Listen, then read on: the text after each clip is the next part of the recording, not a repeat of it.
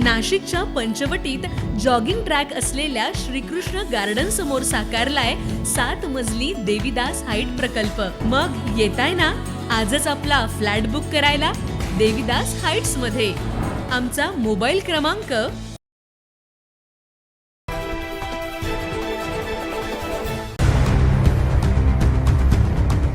नाशिक शहरासह मनमाडमध्ये अवकाळी पावसाचा तडाखा शेतकरी आर्थिक संकटात।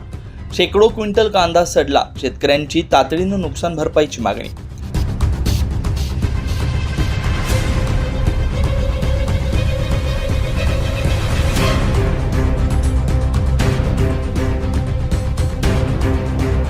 नाशिक शहरासह मनमाड परिसरात अवकाळी पावसानं जोरदार हजेरी लावली आहे। गेल्या 10 ते 12 दिवसांपासून सुरू असलेल्या या सततच्या पावसामुळे कांदा उत्पादक शेतकऱ्यांचं मोठं नुकसान झालंय।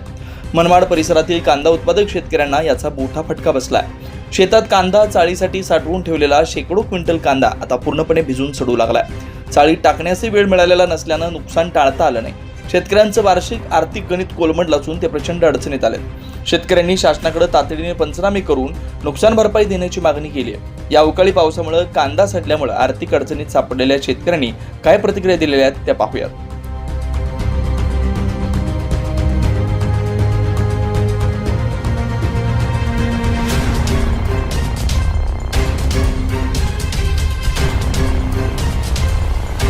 अवकाळी पावसामुळे मोठ्या प्रमाणात कांद्याचं नुकसान झालं आहे। साधारणतः ज्यावेळेस आपल्याला कांदा साठवायचा आहे त्याच वेळेस जर पावसाने हजेरी लावली तर 8-15 दिवसापासून सारखा सतत पाऊस चालू आहे। त्या कारणामुळे कांदा पूर्ण प्रमाणात पाणी गेलं आहे। पाण्यामुळे कांदा असा टिकण्याजोगा राहिलंच नाही। जो चाळीत साठवायचा आहे तो बाहेरच फेकावा लागतो आहे। 50 ते 60% कांदा खराब होतो आहे या पावसामुळे। किती कांदा होता? कांदा जवळपास 6 ते 7 ट्रॅक्टर कांदा होता। कितीचं नुकसान झालं? जवळपास आता अर्ध्याला अर्ध नुकसानच म्हणायचं। किती रुपये झाले? साधारणतः 1.5 ते 2 लाखाचं नुकसान झालं आजच्या बाजारभावाप्रमाणे। काल दुपारी 3-1 वाजता पाऊस आला, त्यानंतर परत पहाटे 4-1 वाजता पाऊस झाला। वारा असल्यामुळं कागद पोळीवर थांबूच नाही राहिले, पूर्ण कांदे ओले होऊन गेले। काय नुकसान झालं त्यामुळे?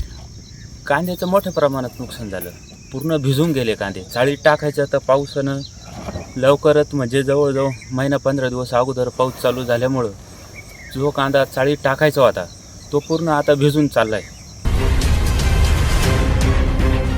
9 न्यूज महाराष्ट्रासाठी आम्रपाली बाग, मनमाड।